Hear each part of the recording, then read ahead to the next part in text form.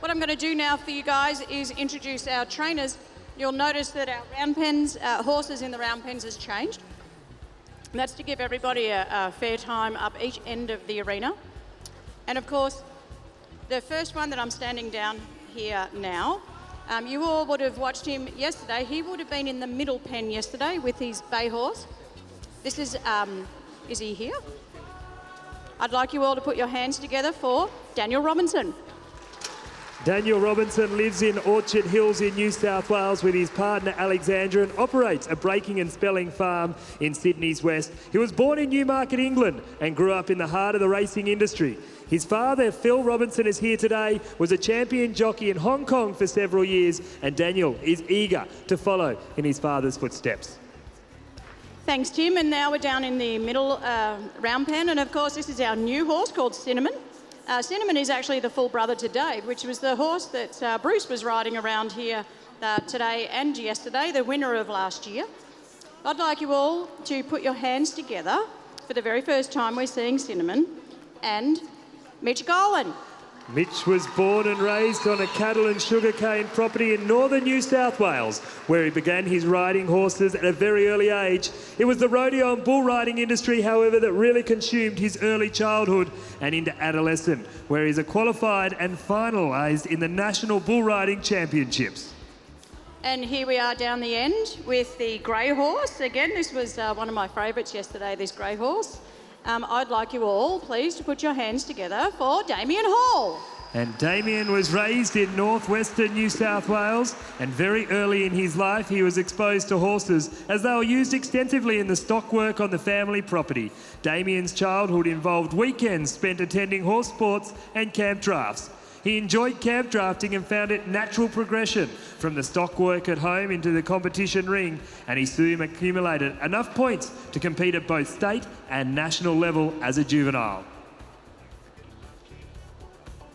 So I think we're nearly ready to get underway. I'd like to see all of our timers with their hands in the air to tell us that they are watching and focusing on what they do. Absolutely. So if we're all ready, I'd like you all to put your hands together for the second day of the Way of the Horse.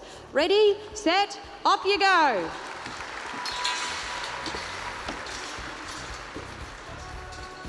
So Noel and Marilyn Simmons and their family are proud owners and operators of Rose Ridge Stock Horse Stud and have been breeding horses for over 40 years. The Rose Ridge Stock Horses is based on a great family bloodlines crossed with the best stallions from around Australia to provide horses with superb temperament, agility and ability to compete at many levels and at different disciplines, all with the signature brand of the big S on their side. Rose Ridge Stock Horse Stud proudly provided the young horses for the Way of the Horse competition here at Equitana in 2014 and again in 2016. And if you'd like to find out more, make sure you check out their Facebook page, the Rose Ridge Stock Horses, the horse for everyone. Thanks, Tim. And now we're underway. Again, I want you all to, as we go through this competition, just take a look at the different approaches. Yesterday, I know Phil and I were quite fascinated with the different styles and types. We saw, you know, two of the guys came in, got a halter on the horses quite quickly, and then we noticed Daniel, who was in the middle here yesterday, spent a lot more time advance and retreat. It's interesting to watch how the different methodologies unfold and how the horses feel about it, their responses, how they're consuming what's been taught to them. And again, you know, Mitch is starting here from the get-go. So again, he's right back where he started yesterday. He has to get a handle on this horse as soon as he can, obviously, and try and, I'm not going to say catch up, because that wasn't Mitch's goal when we decided to switch horses out. Mitch's goal was to come in here and just be who he is and follow what he knows and see what sort of a job he could get done. Sandy, nice to see such a great crowd here again today, and how lucky are we for to have this competition right here in this building, and for Rod and all his staff. What a fantastic effort to put all this together, and I hope everybody in the stands today is going to see three really, really great horsemen and the different ways they go about their trade, and hope we all learn something. I totally agree, and I think one thing everybody will be blessed by today is we don't have the heat. Everybody was sweltering here yesterday, so I'm eternally grateful that today's a little bit nicer to be sitting in here without all the sweat running off us, that's for sure. And I'm sure the competitors appreciate that today. Sandy and Phil, a question for you straight off the bat. Do you think that the cooler temperatures today, obviously a lot nicer for everyone spectating, and it was the diehards here yesterday, do you think that changes how the horses will react today and how they may or may not try and take on the situation that they've been put in? Well, it's a great question, Tim, and of course, horses' health always comes first. So, you know, the guys that went out here yesterday knew and they took their breaks at the right time, because the last thing you want is for the horse to expire too much. And, you know, communicating with a horse, the guys go out there with the goal of communicating to the mind and use that first and foremost. And what we all know with horses, if they get tired or they sweat too much, is the lungs tend to take over from the mind. And before you know it, you've got a little bit of a different attitude. So being cool works in everybody's favour, but most certainly the horse. But we were very aware about the heat yesterday. So the horses were given electrolytes and a lot of good feed. And we had them checked over again. And they've come up today plump and happy and ready to go again. So I think that shows that, you know, we all get caught up in the heat, but like I say to all my clients, the horses live out in it. It's not new for them, it's new for us. Absolutely, Sandy. I've always lived in cold country, and I feel that horses, they may have a little bit more feel to them when it's a bit cooler and it is warmer. I see these guys have hooked right up again. Damien's got the halter on the grey already, and Daniel's gone back to exactly where he was yesterday, getting a really good connection with that horse down there. Hasn't rushed straight in and tried to put the halter on, and Mitch is starting again. You can see how he started to move this horse around, got him to stop, start. In my version of that is that he's starting to get into that horse's mind already, which is amazing to do it in that amount of time. And I'd like to also mention over here, we just saw that Damien's horse, she showed us yesterday that her superhero talent is to stand up on her back legs and show us her belly. And of course, horses seem to have a favourite default setting, and there you go, it's right on cue, thanks for that. Horses have a bit of a default setting, and of course she showed that just free yesterday before anyone even laid a hand on her. And you know, some horses like or prefer to have a buck, some like to bite, some like to kick, some like not to do anything at all. So you'll see this horse's default setting is to rear, and I know full well that what Damien will do is try and undo that default setting and then put another one in. What he'll work hard on is yield to pressure. And of course, if you can control that nose and get some bend in the horse, you'll stop doing that. The last thing that, of course, Damien is doing is when she goes up, he doesn't add pressure. He just, as you saw before, she went up and over, he just let the rope go and let her unfold it herself. The last thing you want to do is get into a fight with a horse, and that's obviously not the goal here. But she just loves showing us the belly. And I think she might be trying to high-five you there, Damien. So it's interesting, and of course, as you watch the other horses, you'll see that they have a behaviour that they like to present first. And of course, the more training they get, the less they default into that, and you replace that with good behaviours. Doesn't mean they're wrong or they're bad. It just means that that's how they behave out in the herd, and they don't know any different when they come in here until they learn something new. Be interesting when we get these breaks, Sandy. You might explain to them the rules on the break, the crowd, for the trainers and the horse. Oh, and thanks for asking, Phil. So these guys are out here for 75 minutes. They have to and must take a compulsory 10-minute break. Now, they can choose when and they can choose for how long, as long as they take the compulsory 10 minutes. So although we're out here for 75 minutes today, the horses are worked for 65. The guys can finish earlier than their time allotted. That's their call if they choose to, but they must take the compulsory 10 minutes. They can have 5 2-minute intervals, 10 1-minute intervals, they can take the whole 10 minutes. That's totally at their discretion, as long as they are outside of the pen. And after that, Sandy, tomorrow we have exactly the same time, right? Now, Sunday, before their little trial, do we have the same 75 minutes? I believe so.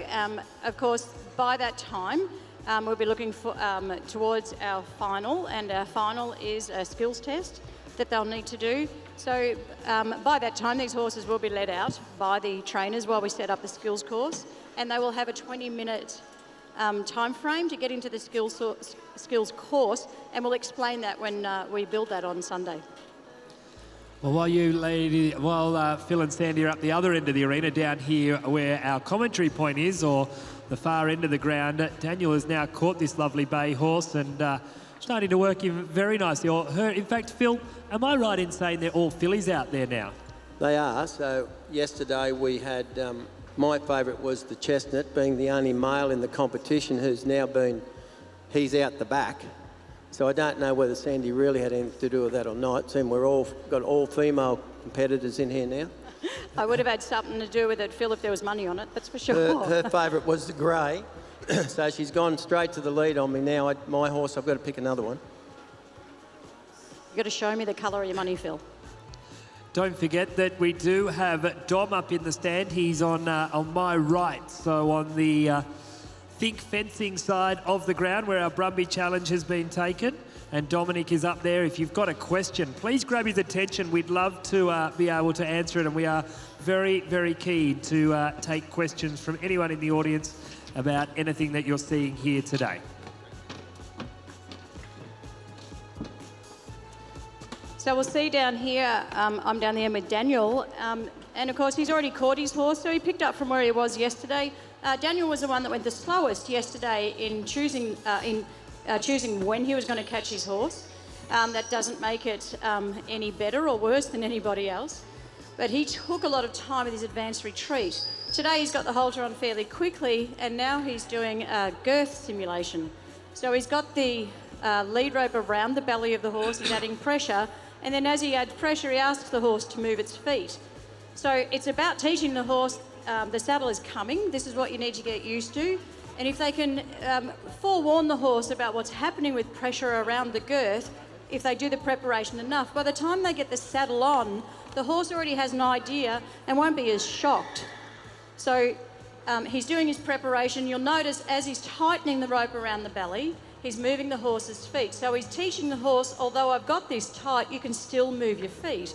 And a lot of horses, when you first of all put pressure around the belly, they'll lock their feet down. So he's just explaining to the horse, whilst you feel that, you can still move forward. Also, Sandy, we noticed that he's starting to take a little bend from the nose, trying to get a little bit of control of that head or nose for direction right from the start. And as we said yesterday, and whatever we go to later on in life, as horse trainers, this is really, really important what he's doing right here, and starting to get a little bit of respect and follow that hand, I call it. Wherever the hand goes, I want that nose to come with. I totally agree. And of course, as we say in horse training, no nose, no horse. The quicker we get hold of the nose and get them yielding to pressure, the nose is what directs them. And then we, of course, ask them then to move forward. So these guys are already working on their steering before they've even got up there. And of course, without bits in their mouth, they're already explaining to the horse, this is what's coming next. So they're setting the horse up for when they add one more thing soon, that the horse already has an understanding of when you touch my lead, I'll give you the nose and I'll follow my nose. And Mitch has made a really nice connection here straight away with this new horse. Excellent job. He's happy in the space already and got the horse with a little bit of confidence and a little bit of partnership coming up there. So he's done a really, really nice job. Quick time. Oh, absolutely. And of course, this horse, I want you all to understand that when it was drafted off yesterday and taken out the back, there was nothing done with his horse. He just rested out the back with the others that weren't chosen. They were just taken out the back and fed and kept well. So they didn't get taken out the back and get taught to lead or caught, or they're always left out there as a reserve. So he is definitely starting from the get-go from yesterday. Hello everybody, I will be making my way around, so if anyone has questions, just please put your hand up and I'll make my way over to you. I've got Malachi here with me at the moment. He's a local boy. He has a question. He has two questions actually, so here's question one. Well, we noticed that all the horses you have here today have short tails, and I think that I was being told they were 2 years old, if that's correct. How old are the horses? Okay, so the horses are rising 3, and the short tails, I think their tails might be home in the wardrobe, a bit like my horses. No, when I went out a couple of months ago and visited Rose Ridge, Michael and I went through the mob and had a look, and I had a bit of a giggle and said to Michael, you get a horse, you have to buy the extra part. And what he had was one chronic tail chewer. So Michael and I both decided, well, at least they all look the same. So the tail's got nothing to do with age. As we know, the younger the horse, the shorter the tail. But these horses by this age should have full tails. But there is actually one out there that has half a tail that's a bit long, but it's purely Michael had a tail chewer. And my second question was, if the horse is distressed during the training, are points deducted from the scoring? From training? And that's a great question, and thanks for asking it. So what the judges are looking for is communication, connection and partnership. The last thing they want to see is any stress. But these guys were chosen to do this competition because that's not how they train. If you see stress, you might see energy stress, meaning that the horses are working hard through a moment or a time. But again, that's not what we're looking for. The judges have the right to speak up if they need to, but that's not what we're seeing. Unfortunately, yesterday the heat added a little bit to that, but we took care of that once we took them out the back. But a very good question from a young man.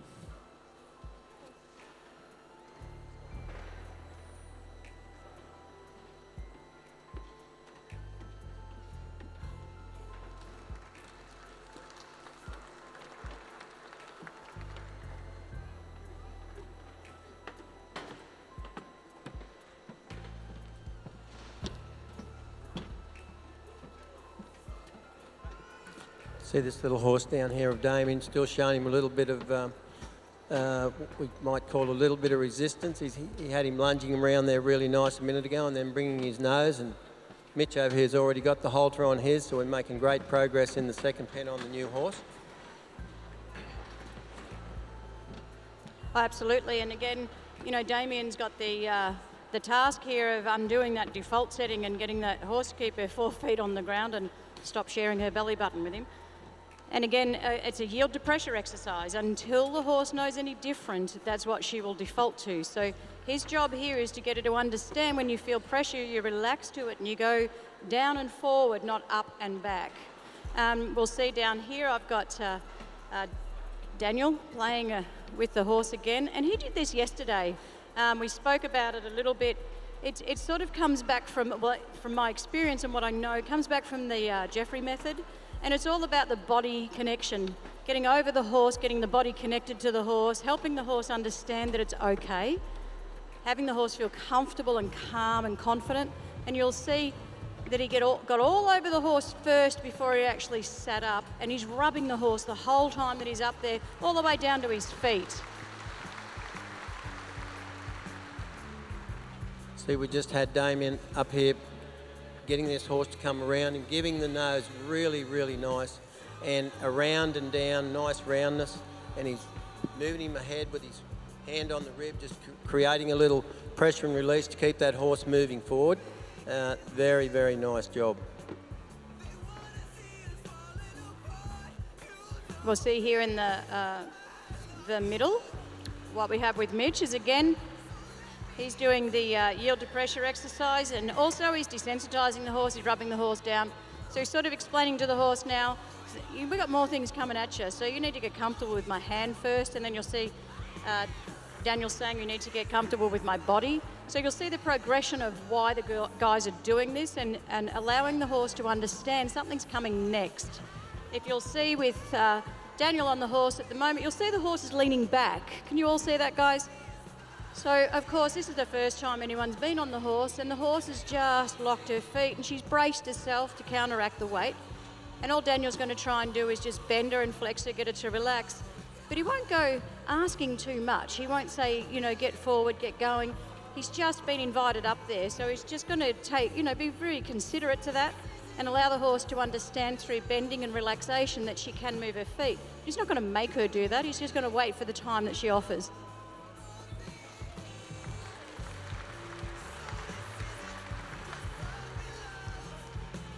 How easy does he make that look getting on and off that horse, Sandy? Yeah, I know.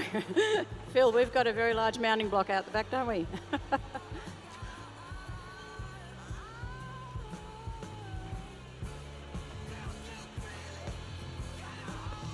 So again, we'll see here in the middle with Mitch, you know, he's asking the horse to go forward, and of course the horse, again, this is her little bit of a default is to walk back. It is not, again, it's not because she's bad or wrong, it's purely because she doesn't know any different.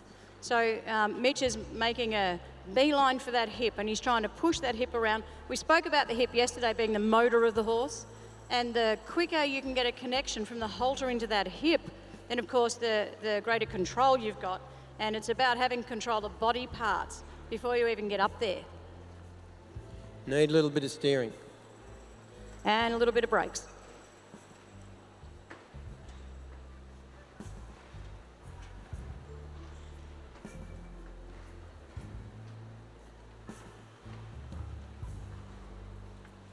Does anyone have any questions over this side before I make my way over to the other side?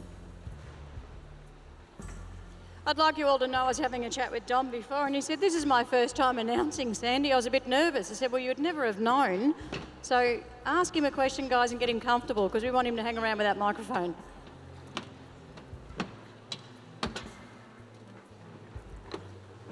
Damien's going back to just reinforcing, keep those feet moving. He's trying to create that. He's trying to create, I actually am the conductor. I don't just want to be the passenger when I step up there. So he's just building that in, keeping those feet moving, trying to control that horse's mind, to little pressure on him to move, and when he eases off, horse will slow down a bit and get him lunging him around, so he's getting really relaxed about those feet moving and him being in that space and that little bit of pressure he's putting on him. On her, sorry, Sandy. Yeah, they're all girls, Phil. Don't forget that. And we'll see down here with Daniel. Daniel's got he's bought out, he had this out yesterday, and all it is a chaff bag, you know, cut in strips on the end of a bit of a plastic tubing. And what he was doing before with his body and being all over the horse and desensitising it and connecting to it, now he's brought in a different form of touch. And this is where, of course, it's a safety thing as well. He can get his stick and get it down the back end without having to put his body down there. So, of course, that's a safety thing, and it's a desensitising them. So by the time you do go down to pick up a horse's legs, they've already been worked down there and they're used to being touched. And that's what you want. You don't want to place your hand or your body down there first up. Sandy, I've got a question up here from Chloe, she's a local girl, and the question's for the judges, actually. And what is the criteria? What are they looking for in judging these contestants? Well, thanks, Dom, and I'll head on over, and how about I ask, again, why don't we go ladies first? Kate, would you like to give us a bit of an overview of what you look for? Certainly, and with the change in a horse, we're looking at being fair to each of the competitors. So we've decided this morning we will reward a first, second and third place getter from each training session in accordance with their connection with that horse for that session. Rather than looking at performance outcomes, just the same as we look at children in a classroom, we all end up educated, but in so many different ways at such different schedules and time structures. Fantastic, Kate. And Brett, give us your thoughts. We've got three different approaches.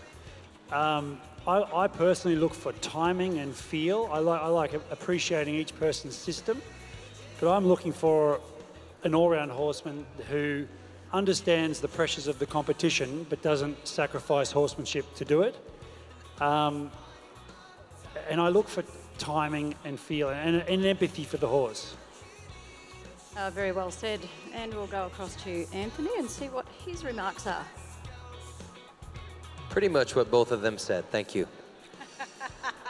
No, it's one of those things. My dad trained horses. I was able to start quite a few young ones growing up, but my dad always said there's 1,000 different ways to skin a cat. And yes, none of us in Texas ever skin cats, but that's just an analogy. But to see a horseman, there's a big difference between a horseman and a cowboy. And to see these guys, what I'm looking for is I want to see them show. I don't want to see them tell. That there will come a point in their careers where the horseman has to tell them to do what to do. But right now, what I want to see with these young developing minds, I want to see them show this horse what they want and then react what the horse needs to be shown. And right now, you're seeing, I can't emphasize it enough, 3 very different styles, but I am thoroughly impressed with how these horses are reacting to the horsemen, and that makes my heart full because these guys, as you guys said before, they are concerned with the horse being number 1. I totally agree, Anthony, and I think you all need to give these judges a round of applause. What a complicated job they've got. And Sandy, last time we were here in this building, you were sitting over there on the judges' stand. So great to have you back down here on the floor, and your experience with the competition number 1 and your explanation's been fantastic. And from your point of view, are you feeling more comfy down here, or you want to get back into the judges' box? Oh no, I definitely love it down here. One of the things that I really find important, and it's a priority for me, is that this is an education, and first and foremost, it must be an education. Secondly, it can become a competition, but, I've been involved in this event from the very get-go, all the way back in '98, and I'm very passionate about it. I'm very passionate about educating people as much as we can. Of course, what we don't want to do through this competition is have everyone think they can go home and start a young horse and do a good job inside of 3 or 4 days. That's not what this competition is about. I love the side of it, this whole competition, that we can highlight our trainers here in Australia, because we've got such wonderful golden jewels sitting at home in their backyards, not sharing what they know, and I'm amazed at the different types and styles that we bring out. But first and foremost for me, this is about educating and offering and showing people different styles and types so they can look easy. It's easy for the trainers down here. It's harder for the guys up in the bleachers trying to watch and understand and get the concept. That's the hard part. These guys down here do this for a living, so for them it's a bit easier. But to sit up there and try and understand what's happening and what's their outcome, what are they looking for? You can't see, feel. It's something that you have to watch and experience yourself. So to keep this as an education experience is something I'm really, really passionate about. So judging for me just made me a little bit itchy scratchy. I think, you touched on something there. We've got some fantastic talent in this country. And I say, and been lucky enough to show a lot of different places in the world and talk to people about, I think we do have the most natural talent of anywhere in the world. The horse people here, the kids that get a chance can really ride. And from then, I think every young person sitting in this building today, if you dream, you can do it. And you just need to, there's so much information out there today. And I come from a little town, Snowy Mountains, Jim. If you'd asked me what a lead was, I probably would have gone and got a set of battery cables, had no idea, and started off and tried to learn. And there's so much information out there today. If you want to start colts, looking at guys like this, the information is there, the videos, the YouTube, all this different information that's there that's available, whether you want to be a cutting horse trainer or a jumping horse trainer, whatever field you want to go to in the horse game. I think the most important thing is when you get started and you start a system that you think suits you, is don't chop and change. Start and stay with it, and you go and watch events or go and spend time with different people, and you may take a little bit from each one system that down the road will build your system in the end. So look, if you have a dream, you just keep following it. Phil, I got a couple of questions up here. I got one for Roseridge. I got a big group of people that are all the way from Western Australia. And the first question from Karen was, what happens to these horses once they go home from here on Sunday? Yeah, Dom, both horses, or 3 horses, are all probably just sort out how they're going to adapt to life being ridden, and we obviously still got a little bit of a job to do once they come home. I think being our second year of Equitana, we found with the two horses that we had after Equitana been broken in, we sort of put a bit of slow work into them, but they've certainly got to show signs of, making it into whatever sport they go into. Today we've got the grey mare, which is a sister to Apple, Michaela's trick pony she uses in the Country Kids. I think Michaela will probably put her name on that mare once Damien gets it sorted a bit for her. And of course, the horse that Mitch has got today is a full sister to Dave, Harry's chestnut horse. I think, once I'm really impressed with the way Mitch has gone about it today with that mare, and she should be pretty nice. The little brown mare, Chelsea, my middle daughter, plays polo cross on a full sister to that mare, and it goes pretty nice. So they'll all have a life of doing something. Lovely, thank you, Michael. And I hope that answered your question for you, Karen. Another thing that was mentioned to me, the lady was really impressed to see that Daniel put a hard hat on before he mounted on his little bay out there. Now, Sandy, that's something that we're required, is it, the competitors, or is that something that he chose to do? No, it's definitely a requirement of this competition. No helmet, no ride. It's as simple as that. We're dealing with young horses in a bit of a pressure cooker situation out here, and we can't be any more stricter on that rule. Whether the guys choose to wear a helmet at home or not, that's irrelevant to us, but whilst they're here, they must use a helmet. As we see, I'm down here with Daniel now, and he's got the saddle on. Remember, I spoke probably 5 or 10 minutes ago about how he was warning the horse about the girth was coming, and got her to move her feet. Then he got back on her. So he's already explained to this horse that I'm going to put a saddle on, I'm going to do the girth up, and you're going to be okay.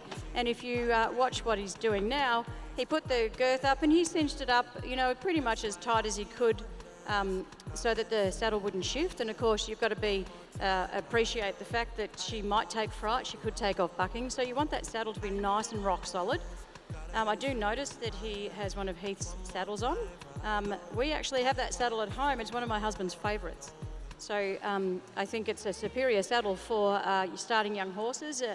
I hope all of you out here can see, but the saddle has its seat cut out. So it's what they call a half seat. And my husband tells me at home that it's more about getting a strong connection and feeling what's going on underneath you with the horse. So it's a preferred model for people that start young horses. And I've also noticed that Daniel's got a grab strap on the saddle. Of course, when you're getting on horses for the first time, what you don't want is if they do get a bit ornery and start dancing around on you, you don't want to be interfering too much. You want to try and just get up there and direct those feet. So the grab strap can keep you quite deep in the seat without tipping you out either side. So, of course, Daniel's already preparing for being up there and having this young horses, they can jump and slip inside as quick as anything. So the part that I really like about watching this is the horse really has just not even batted an eyelid. The saddle's gone on and back they go to work. It's a pleasure to watch. Sandy, I might just jump in for a moment. You did mention our sponsor before, Hawkes River Saddle Company. Of course, these gentlemen are vying to win the Way of the Horse competition and will be presented with an Outlaw Master half-seat specialist breaking saddle. So a big thank you to Hawkes River Saddle Company and also to the wonderful people we spoke to Michael just before from Rose Ridge Stock Horses. But if you have just joined us, welcome to the Way of the Horse in the Grand Hall. We do hope you're appreciating your day at Equitana on this Friday. The weather is a lot kinder in here today. And down where I'm standing with this bay horse with the saddle on, this is Daniel Robinson. And Daniel lives in Orchard Hills here in New South Wales and was born in Newmarket, England. His father is a well-known jockey, and it is great to have Philip here as his assistant. In the middle ring, where we welcome well-known equestrian icon Mitch Gollan. And Mitch was born and raised on in a cattle and sugarcane property in northern New South Wales. Now, Mitch was here yesterday. He has had to start again. Unfortunately, we did tell everyone, if you were here when we opened up, that his horse had a mark where the girth was going to go. And with consultation with our judges and our committee and our vets, we decided that the welfare of the horse was paramount, and therefore Mitch has opted to take his second pick. So he now goes to Rose Ridge Cinnamon as his second pick, but he is starting a day behind, I suppose you would say. This horse was in here yesterday. He chose the other one, but now he has come back to this one. The horse went out the back yesterday and just stood in a pen. So he has got his work cut out, but if anyone can do it, it will be Mitch Gowan. And down the far end of the arena, it's a very lively horse. We've been watching it very, very closely. Damien Hall is our trainer there, and Damien is working that lovely grey horse. And Damien was raised in northwestern New South Wales, and very early in his life he was exposed to horses, and he is a well-known camp drafter and now horse breaker and trainer. So if you have just joined us, welcome to The Way of the Horse. Our MCs today are Sandy Simmons and Phil Webb, with Dominique Montesini in the grandstand taking questions, and our three judges, Kate Elliott, Anthony Lashia and Brett Parbury. We'll just see down this end, we've got young Daniel out of the round pen. I'm just going to go down and find out his thoughts on about what's, how he's travelling along today, and find out why he came out at this time. So, Daniel, give us your thoughts. Yeah, same as the other day. I really like her. She's quite sensitive. She's quite smart. I reckon if we just put a saddle on her straight away, she probably would have humped up. But if we could get her used to the ropes around the girth and then the saddles on her back, and then just all do it all together. And I did a lot of disengaging her hindquarters, so when I put the saddle on her, instead of her reacting to the saddle, I could actually try and use her head and think. But I'm really happy with the filly. She's, I think we've got to work a little bit more now on some softness. I've just been trying to get her confidence around me and a bit of respect, and her confidence with the gear we're using. But I'm really happy. That's fantastic. And the time that you came out here, was that about where you're at with the training, or just because you were thirsty? No, I just wanted to get the saddle on her, make sure, like I said, make sure I could be with her when she had the saddle first on her, to try and get her to use her head and put her concentration on me rather than the saddle. And then when I felt she was a bit used to the saddle, then I thought I'd give her a break. Fantastic. Great job, Daniel.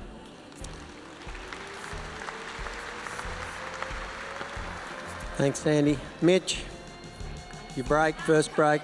I'm busting to ask you, mate, where's your head going in there today with what's gone on? Oh, it happens, mate. It's part of the horses. Got to look after them horses, eh? And you've done a great job. You've got connection there really quick. Lovely. Really, really nice. Got the halter on pretty quick. What do you feel on this one? Yeah, she's a sensitive little mare. I think she'll be okay. Yeah, she just needs to use her feet a little more and just relax. That's great. Good luck.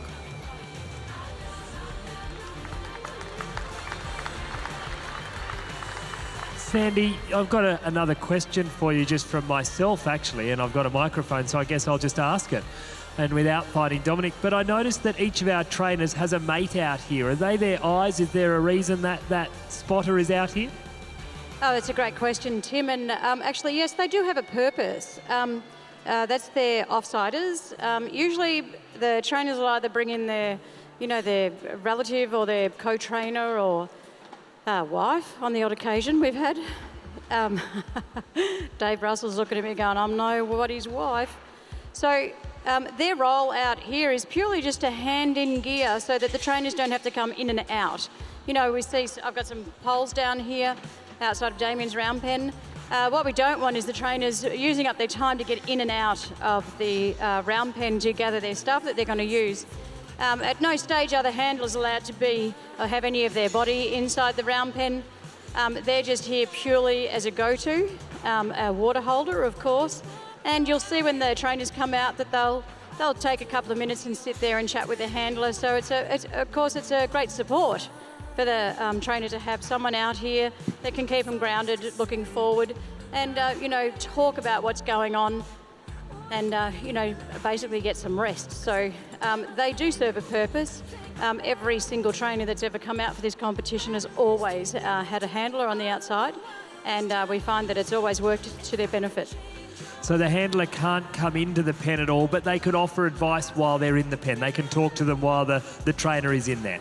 Exactly right, and it's okay for them to have a chat, but I'm sure you'll notice the handlers are all just sitting outside quietly, Once the trainer gets in there, they get in the zone and everybody else sort of disappears. So even though they are here, and quite often they'll be yelling at them, you've only got 1 minute, 2 minutes or 3 minutes, and sometimes we have to yell to get it loud because the trainer does get into the zone and everything else sort of disappears. So we'll see here, I've got Damien out now, I'll let him have a drink, but this is just very smart thinking on Damien's behalf. You'll see that he's brought in the tarp and the poles and that now he's rested the horse.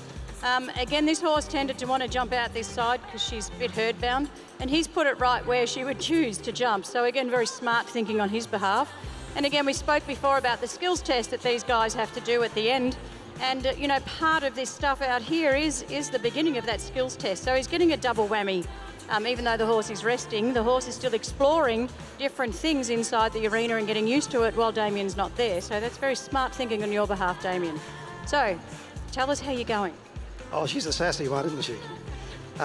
Look, she's just a bit of a princess, and if we can get those hips freed up a little bit better and keep her moving a lot more on that near side, I'm sure we'll get her. So, yeah, we'll just keep playing with what we're doing. Try and mix it up a little bit. She gets bored very quick. So, yeah, we'll just try and keep on mixing it up and keep her mind active, switch it from left to right a bit. Cool, and did you decide for a specific reason to come out at this time, or just that you thought that you'd got enough done for her to start processing? No, she was just sort of starting to get to a point where she was slowing down and getting soft again. So it was just a good time to pull up and let her soak on what we'd already done, and we'll go back in a little while and try and capitalise on that. Fantastic, great job. And I've got to commend you on, there were some parts there that I would have been just as frustrated as you could believe. Anybody who's done anything with young horses, those signs that little mare keeps giving you, the hand shaking, the ears going back, all that, and it's just been fantastic, your patience, mate, to just back off and go back to that spot.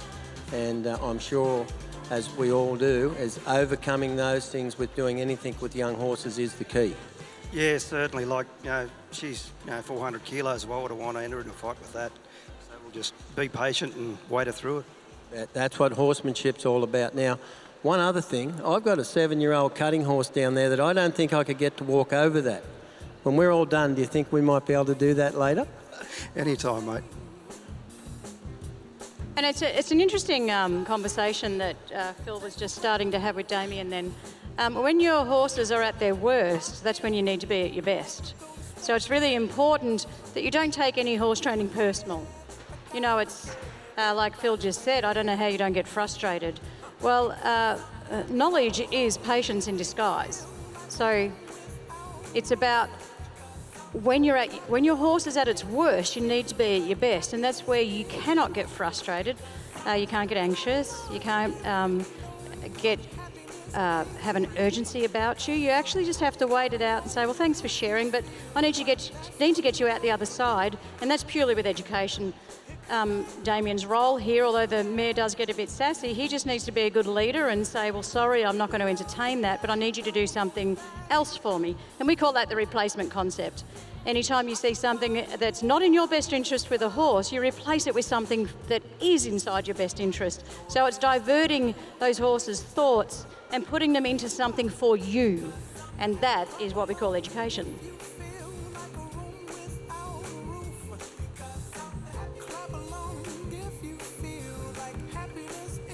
We've got something really interesting going on down here with young Daniel. You'll see, of course, he's had the saddle on. We spoke about that a minute ago. And now he's got it looks like a long whip, and he's got a string on the end. And you'll see that he's waving it around the top of the horse and above the horse. And he's saying to the horse, something else is going to come above you. What do you think about that? And he's already allowing the horse to understand that that's coming.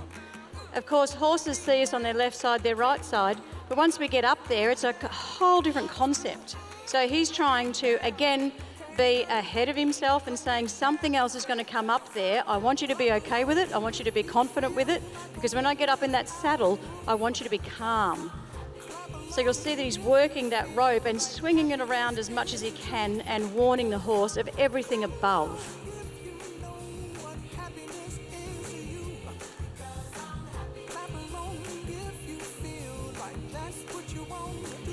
Hey, Dominic, we got any questions out of our crowd today? Are they all gone a bit quiet on us? They have gone on quiet on me. They're all shy. They're all shy. Again, anybody, if you see Dominic, he's over here behind our judges. If you do have a question, please come down and see him. We'd be more than happy to clear up any thoughts you have or any questions you have and help you understand exactly what's going on down here. So what Damien's done up here, Sandy, in the final on Sunday, these horses will have to walk over tarp and over a little log, and probably, is there a whip cracking? Oh, That part of it? Well, whip cracking's purely optional. So down there, Daniel's preparing his. Yeah, and again, that's purely optional. But in the skills test that we will have set up, it's a little bit like an agility course, but it's not just about obstacles, it's about steering left, right, front, back, forward, walk, trot, canter, of course, if the horses are ready. And then we'll have them drag something, step over something, step through something. So there's a lot of different objects that we're going to put out there for the horses. And again, all that's going to do is highlight control. And that's what the judges are looking for. Inside the time frame that these guys have, how much control can they get of the horses? And again, trust and relationship. How much are these horses going to trust these guys to go out and do stuff that they've never seen before and rely on the guys to get them through it? And this is all starting right here, right now. The communication and the partnership and the relationship, that's already underway as we're watching. And of course, some of the horses will get calmer and happier about it. Some get a little bit opinionated. Again, people that own mares will totally get that, because mares can have an opinion about certain things. But again, I love that about a horse. I love when the horses are totally honest and say up front what they're thinking and what they're feeling. The last thing we ever want when training a horse is for a horse to keep secrets. And how fantastic is it for the breeders, like to have horses like that are going to let these young trainers go to that skills test in 4 days and be able to do that sort of thing. That's just amazing. Besides the ability of these trainers to put them in that position, but the horses mentally, and anybody that's trained a lot of horses, it's that happy mind and the willingness to keep giving to you or responding. I think it's just a total credit to the breeders of all these horses. Okay, we're just going to give the other trainers a heads up that Daniel is down there and does want to crack a whip. So just letting you know that ahead of time.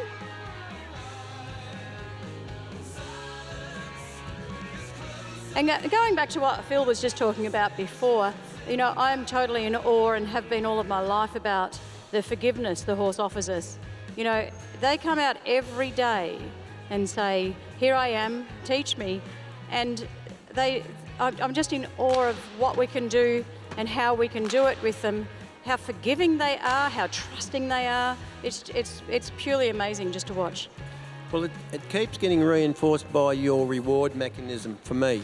And no matter what event we want to take on in competition and train horses for, at the end of the day, if that horse isn't happy and doesn't continue to be happy, we won't have that result. Absolutely. And again, you know, we can all sit here and think, oh, well, Daniel's just cracking a whip. Well, no. He's actually saying to the horse, it's okay if you hear a loud noise while you're around me, you're safe. It's okay if you get stimulated or worried. It's okay if you get fearful. You can trust me. So it's not only about the movement of the whip, but the noise of the whip. And he wants the horse to rely on him and look for him anytime something stimulates him.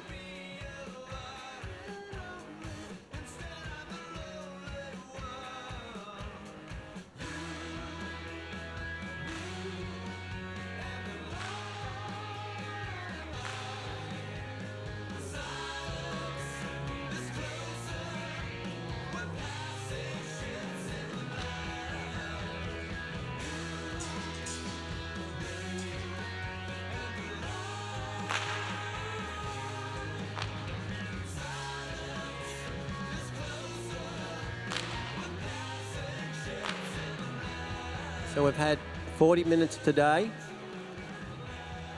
in the competition. So up to this stage, we had 75 minutes yesterday with 10 minutes out, so 65 minutes. So 100 minutes for these horses to come from in the paddock, pasture, running with other friends, to be in this environment. And it is just amazing to me. And I've been around started a lot of horses and been around a lot of guys starting a lot of horses. And I think these 3 trainers are just doing an amazing job.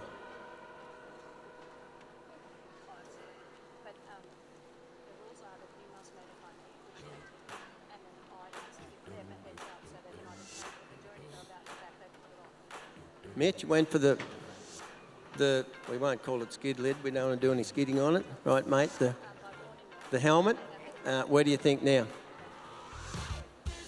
We might just see how we go. Keep keeping on. I think you're going really well, mate. I really do. I really do. It's just amazing. Little horse is starting to sweat up a bit. Not very sensitive horse.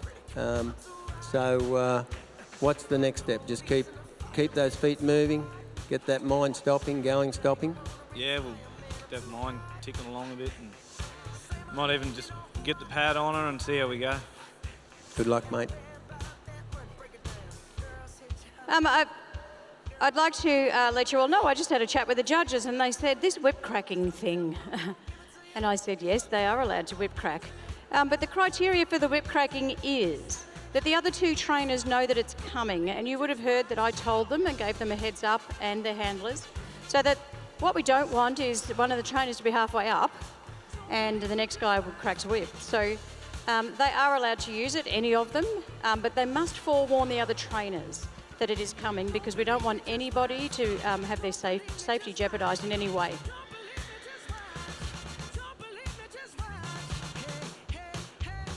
Sandy, I've got a question. We're not getting many out of the stands here. On Sunday, when it comes time to judging these horses, they'll go through a course. Will they be given a freestyle opportunity where they can do anything they like with the horse? They'll be judged on a freestyle part of the competition. Absolutely, Dominic. And again, another good question. The guys are given 20 minutes when they come out into, and these round pens will be pulled down and it will be made into one big arena with the round pens joined together with the obstacles and everything placed inside. And they're numbered, they go through them all. Again, they can choose to focus on that and get that done. And a lot of them in the past have gone through and they've had time up their sleeve. And they then have a choice to show anything else that they would like. Some trainers have said, well, I'm not going to do number 8 and number 10 obstacle. I'm going to go out and show you more shoulder control or more speed control. So that's at the trainer's discretion, and they usually design that in their minds as they're going through with their horses, because some of the horses show a little bit of a talent for doing something special or different that they work on, and they bring that in. And anything different we like, of course, but it's all based on safety and control.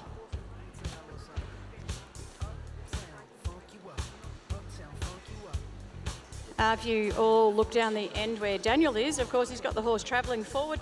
He was doing that before with just the rope around the horse's belly. Now he's got the saddle on. He's now explaining to the horse, saddle is on, pressure is on, but you need to move your feet. What we do know before any of these guys get on their horses, that if they don't have a go forward button, that they're most certainly going to be in trouble. So far we've seen a lot of them work on the steering, on the yielding and the front end and the nose control that we've been talking about. A couple of them have been playing around a little bit with shoulder control. And of course they've been playing around with the engine, the back end. But when you get on a horse for the first time, it's preferred that they're loose and relaxed and they go forward. And of course the guys can't just get on and kick them in the belly like we all do when we ride our normal horses, because the horses don't know that. So they're trying to now create the horses to go forward via tipping the nose off in balance and getting the horse to go forward and staying comfortable. The last thing you want for a young horse when you first get on is for him to lock up and not want to go forward. The main ingredient of a first ride, I would say first 20 rides, is you get on and the horse is free and comfortable and willing to go forward underneath you. And then you can slowly start to establish a go forward cue off the leg. But first of all, it must be done via balance by tipping them off to the side and having them activate to go forward. Damien's just showed us up here had the blanket on the back of that horse now, showing a little bit of pressure around the girth, and little mare is showing that she's softening up a little bit, and I think he's trying to prepare to throw that pad and saddle on as soon as he can. Still just getting that nose control and keeping those feet moving forward. And she shows there that like the eyes are really soft and got a really nice soft kind look about her. So when we put that saddle on, tighten that girth up, that may change, but he's going back to that spot where she feels comfy and relaxed, got the head down really nice, and he's being lovely and patient with her.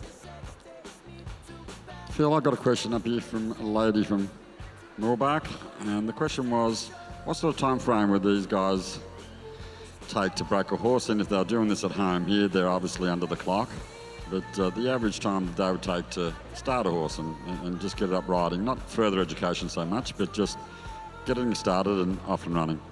I'm actually down here with Daniel, Dominic, so how about we ask him that question? I think that'll give us an indication of what his program is at home. What was the question, sorry? How long would you normally take to start a young horse at home? Yeah, so we obviously take a lot longer days, probably 6 weeks for the majority of horses. But the time frame, we don't really have a time frame. We just want to work the horse, teach them something new, and make sure we leave them on a more relaxed note and leave the horse at a good note. We don't want to leave the horse stressed or leave the horse agitated. We want to make sure they're using their heads, they're relaxed, and they're progressing. Ian Francis once told me if you improve a horse 1% a day in 100 days, you get a perfect horse. It's so very true. I've heard that one a lot, and I say that one a lot. Most days it's to myself. So the answer to the question would be around a 6-week time frame. Again, all horses and trainers are different, but my husband starts young horses at home, and I think everyone here would all sort of agree it's usually 6 to 8 weeks. Again, that depends on where you want the horse to, what the requirements are of the owner and how far along they want them. So I think there's a bit of a variance there, but most of them sit around the 6-week mark. Dominic, personally, a lot of years ago, I started in South Dakota up there where starting colts, and that was my job, up there where they made dances with wolves. And they'd run in 10 5-year-olds off the Indian reservation and hair on them that long. And we actually we had a really strict program. We got through that first day getting that handle, sacking them down, getting the halter on, teaching them to lead, teaching them to tie up. And then once we got to that stage, we basically had a system where we worked the horse about 45 minutes a day. And at the end of 30 days, that's what we had that horse broke, ready to go home. So that was a system that I worked on and have continued to do that for a long time. Thank heavens nowadays, horses come to you, they actually got halters on and they're quiet. Thank God. I'm down here with Daniel. Sorry, Dominic. I'm just down here with Daniel. He's outside of the round pen. Horse is in there with the saddle. So, Daniel, give us your thoughts. Yeah, my thoughts haven't changed on her. She's a little bit doughy. She doesn't really want to move out much, which is a little bit untypical of her because she's quite sensitive. But when we get in a big arena, she's going to move out, so that doesn't worry me too much. I just need a bit of forward momentum so I can get a bit more softness in her. You can't train a horse with no forward momentum. So we're just going to work on some softness, see if we can get her used to a top, maybe give her a ride if we have time. Like I said, I don't want to leave on a bad note, so if we haven't got much time, I probably won't get on her today, but if we have got time, I might stand up on her and see how she likes it. Cool, and just while you mentioned that, how much time we got left we've got 48 minutes left. No, we've used 48 minutes, thank you guys. So we're over halfway. Dom, you had a question? I look over and he's busy chatting, so we'll bypass that. So I want to go back and revisit what Phil was talking about before. He spoke about back in his days. That's just making you sound old, Phil. But nowadays, the evolution of horse training it's so different, and it's just a whole new world. And of course, Google is everybody's friend. And to go out and source a trainer or source a method or find out anything new or creative or innovative in the horse industry is so easy. It's sort of the press of a button and you're online. And I, for one, have just found that as it's evolved, so much more confusing. I find it really hard to decipher which answer is the right answer. So, you know, research is my middle name, and I love doing it. But, you know, as it's changed as time's come along, I've just found it even more, far more confusing to try and figure out what is the right answer. Well, I think the amazing thing is these sort of competitions that we have here in Australia, in the US, the information is there so much. But I think, like I said earlier, once you pick a system that you think is going to suit you, don't keep chopping and changing. Stay with it and believe in it. There's so much info out there for you to go back and look at if you think you've, you know, struck a bit of a hiccup. But the amazing, you know, we're seeing so much of this today, and the talents of all these people is just, it's gone on so far. Like I said, you know, that was 1974 when I started back there starting colts, but we've all come on from there, and the information is just out there. If you really want to do it, the information's there. I totally agree. Dom's got a question for us. I've got a lovely young lady here from Hamilton, Eleanor, and she's got her question now.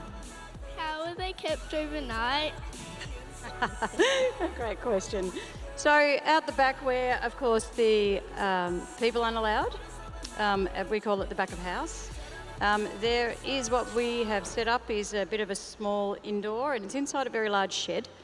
And we have used these panels here. They're identical to this to build some very large yards. So the horses are undercover. They're out of the wind, and they are blocked away so people can't see them or get near them. And they're rested together out in the yards, and they're fed together as a mob, so they rest well overnight. And they are right beside where we all are, so we can keep a check on them and make sure their water intake is done right and that they're eating well. So they're out there cared for very much by all of us. 5-star accommodation in horse terms. Absolutely. Thank you for your question, darling. We've got some progress over here, Sandy. Your favourite horse. Oh, absolutely. Saddled. Yeah. I remember her name to be Lacey from yesterday when we did the selections. Again, Damien's done a great job. He was, before, when I was down there with Daniel, Damien was doing the girth preparation, again with this horse, teaching the horse that once you feel pressure around the girth, you can move your feet. And you'll see that this horse now has a bit of a default setting change. You saw before that she wanted to slap those front feet up in the air, and again we explained that Damien needs to change how she thinks about that. And you can see now the outcome of that. He slowly helped her understand that pressure and release, and to keep her legs down and to get forward. And instead of her taking the energy up, she's now taking the energy forward. So you can see a whole different horse now unfolding in front of us. And of course, the preparation for the saddle was done well. Now she's got it on and he's asking her to move forward. You can see that she really doesn't care all that much. And that's what we're looking for. And moves forward lovely. I notice on Damien's saddle, he doesn't have the monkey grip. Right. I'd need a big monkey grip on that saddle. Oh, I'd need a seatbelt.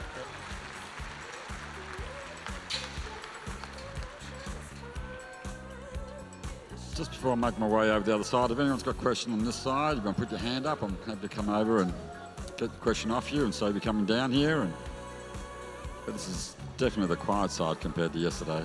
Damien, second break, nice job there, mate. Very nice job. What's your feeling now? Look, I'm very, very happy with that outcome there. She accepted the saddle and the girth quite easily. We're really starting to make some progress. Yeah, she's still a little bit stuck in those hips, that's why she wants to shake hands, I feel. But look, that's a massive change for that little filly, so pretty happy with that. Absolutely, and a beautiful mover. Moving around there very, very nice. Got a nice little lateral move pull on her. Getting a nice bend through there. Yeah, she's still a little bit more stuck on the near side than the off, but she's starting to bend nice, and she'll shape up real nice long term. Yeah. Excellent job, mate. Excellent job.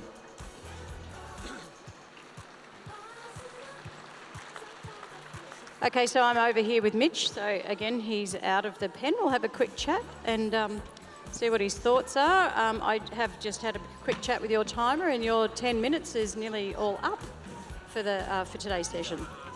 Yeah, we thought we'd use our 10 minutes up now and see how we go for the rest of the duration. Great job. And how do you feel with the communication with this horse as opposed to the horse you had yesterday? She's a little sensitive. Yeah, very sensitive. Yeah, she's a nice little filly. Can't complain. Good job. Yeah, good. You just said doing what I love. So we'll go down here to the Daniel's end and we'll see, again, we've now got a fair few things going on. We've got the tarp on the ground, got the saddle on, poles have now come out. So again, he's setting her up for the future. He's saying to her, you know, you can now forget about the saddle. We've already done that. That's done and dusted. But what I want you to do is think about going over the tarp. Again, he's placed the horse just there where she's curious. She's investigating. And she's just taking her time, no pressure. He's just allowing her to discover what she needs to as she's ready. The last thing you want to do when you introduce something new, of course, is add undue pressure. And you'll see that she is over it. Well done. Sandy, I've got a question, Joe from Goulburn. The question to all three of the boys, do they all start colts as their full-time profession? Is that what they do to make their living? I believe so. Yes, I believe so. I think they are all, I'm not sure if any of them are clinicians as such out there teaching. They'd be able to tell us that themselves. But I do know they've come in with a wealth of experience, so they most certainly must be doing this for a living. I don't think it's a hobby, that's for sure. I'd like to talk a little bit about this tarp. You'll see that the horse crept over it, very, very unsure. What we need to understand when you introduce something like that is, and have any of you taken your horse to the beach and that first step in's a big plunge into the water? That's because horses don't actually understand depth. So by touching that tarp and stepping on it, she's unsure if she's going to fall down to the bottom of the earth. So that's why she was creeping. And once she got herself committed, got those two front feet on, why she followed it through. As soon as her two front feet didn't disappear, she didn't disappear, she got a little bit more comfortable. You'll see that. She's just unsure. So she's just exploring it and trying to figure out, is this going to swallow me up and eat me alive? Or is it just going to stay here and let me step over it? They need to experience that a few times to understand that they can, and it shows true bravery of a horse. And there she is, over it once again.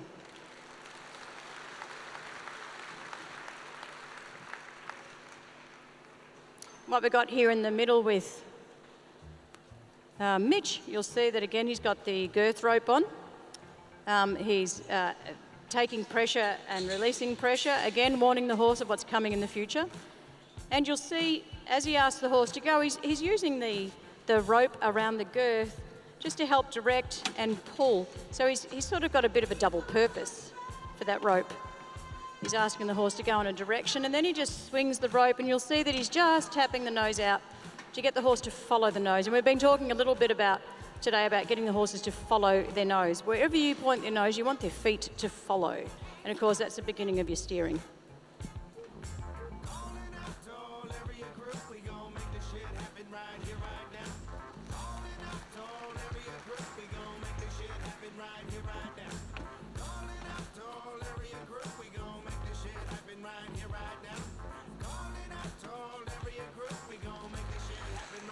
And once again, we'd just like to thank our sponsors of The Way of the Horse for 2016. We couldn't do it without them. Big thank you to Heath and Chrissy Harris and the team at Hawkesbury River Saddle Company for all of their support. If you'd like to find out more, and Heath had that beautiful traditional Australian stock horse saddle there that retails for $4,500, and plenty of other saddles, whether it's a roping, a reining, a dressage, a show jumping, even trick riding saddles. Go and see the team from Hawkesbury River Saddle Company, and the beautiful horses that we're looking at here today, Rose Ridge stock horses, and they are presenting these magnificent horses. They brought 6 of their 2 rising 3-year-old stock down here, and we do thank them very much for their generous support of The Way of the Horse at Equitana 2016. And Tim, just while we've got you, you spoke yesterday, which totally confused Phil and I. What's this hashtag thing? Oh, yes. Thanks for reminding me. You've got a phone, don't you? I do. Is it a flip phone? Mine's still Oh no, that's connected. Phil. Phil's got the flip phone. Mine's worse. Mine's still connected to the wall at home. Oh, well, for anyone else that's here, if you're going around the ground right throughout the Equitana, we are running a social media competition. So if you're using Facebook, Instagram or Twitter, and use the hashtag Equitana16, the number 1, the number 6, Equitana number 16 with the hashtag in front of it. Share your memories from Equitana, and each night we're giving away a prize, and you can be on the big screen throughout our nighttime competition. Well, Phil, all I know is that you and I won't win it. Not a chance, but we'll probably learn. We might try. You think? Do you have a Facebook account, Phil? Yes, I actually do, Tim. Oh, well, then you could enter. My wife runs So that. what you need to do is take a photo, put it in the mail, send it to your wife. She can upload it onto Facebook for you and use the hashtag. Yeah, she's right there behind you, so she's probably on it. Tim, you're horrible. Guys, I've got Abby here from New South Wales. She's got a question for the boys. She noticed that at the far end down there, Daniel jumped aboard bareback earlier on without putting saddle on and girthing his little pony up, and yet at this end here, that Damien decided to saddle his horse before getting on. Preference between the boys, or is it something that's left to the horses, you know?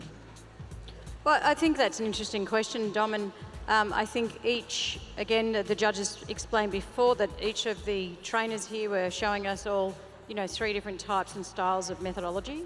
And you can see that the application of what they're doing has a variance to it. I think a lot of that comes back from their original history and who taught them and what parts they've picked throughout their lives to what they think is of value. So we saw that Daniel got all over the horse and had his body connected to the horse. And, like I said, that's been around for a long time with the Jeffrey method. And he finds value in that and uses that. Again, it's not right or wrong, it's just what he finds of value. So, and Damien down the other end didn't do that. So, it's not what's right or wrong, it's what they believe is of value of what they're doing. So that's the beauty of this competition, being able to see all the 3 horses come out with very similar outcomes, but all with 3 different approaches. And Sandy, personally, from my point of view, from watching both those and trying to add a little more to that question, that little bay horse mentally let Daniel get right in up there very, very early. And you see the way he can jump up and down off the ground, that guy? Like, it's unbelievable. Yeah. Do you think age has anything to do with that, Phil? Mate, I wasn't going to go there, but... He is our youngest trainer out here today. And I just liked how easy he got off. The ground was right there when he took his leg over. Yeah, I think I'd hate to talk about age too, but, if I was doing that same as you, Phil, we'd have to have the mounting block. Oh, we? yeah, and yeah. I'd like everybody here to know we are at the time frame of 5 minutes left. So we're getting to the pointy end of today. That is all for the guys to know. Their handlers, outside handlers, will let them know. All trainers must be outside of the round pen with no gear on the horses at all when the clock finishes. So we're going to watch the clock for you all, but they are now on their countdown from 5 minutes to go.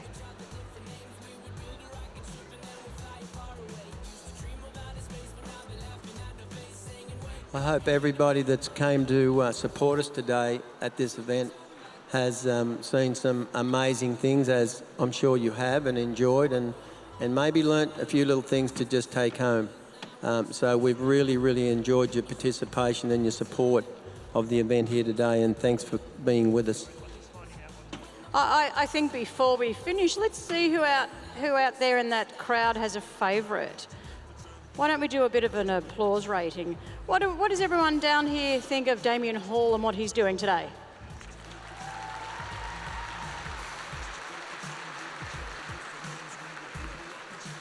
Well, I think Damien would be able to take that home tonight and be fairly happy. What about in the middle here with Mitch Golan?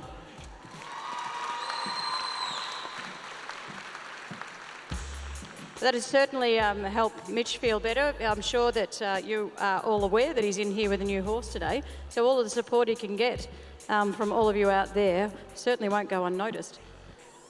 And now he's down. Why don't we all find out what you're all thinking about young Daniel down the bottom.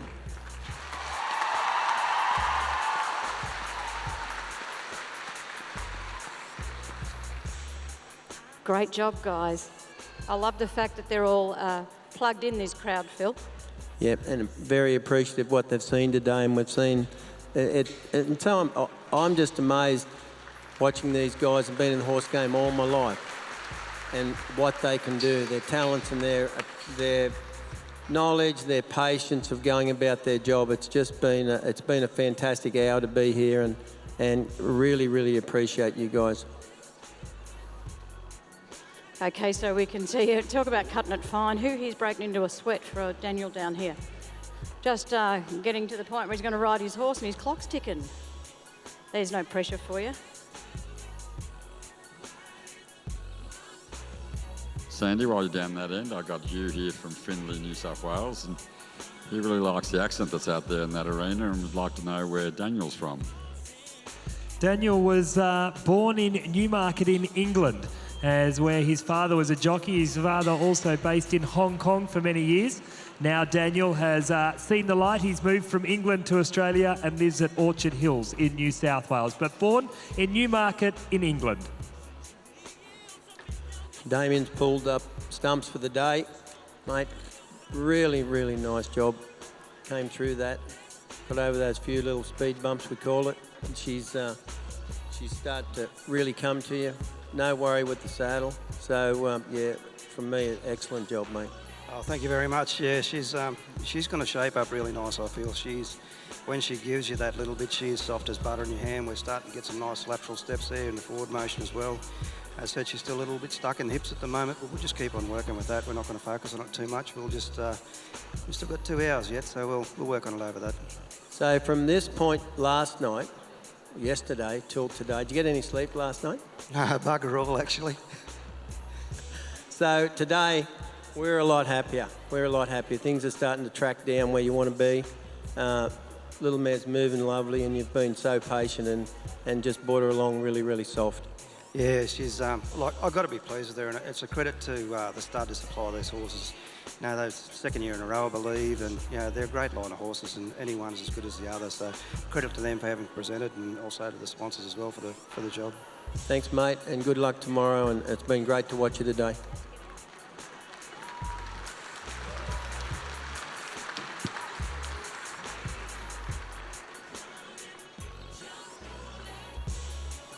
So we'll notice that, of course, Damien's come out earlier. He hasn't used up all of his time. He's made a call for the right time to get out.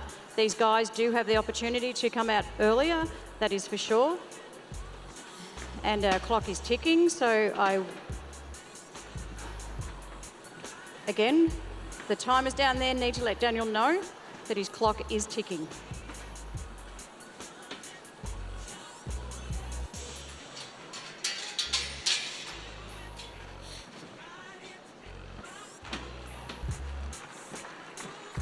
Mitch, another one down, mate, another day. Yeah, another day. Yeah, nice job. Got a lot done. Yeah, left her in a good spot, I think.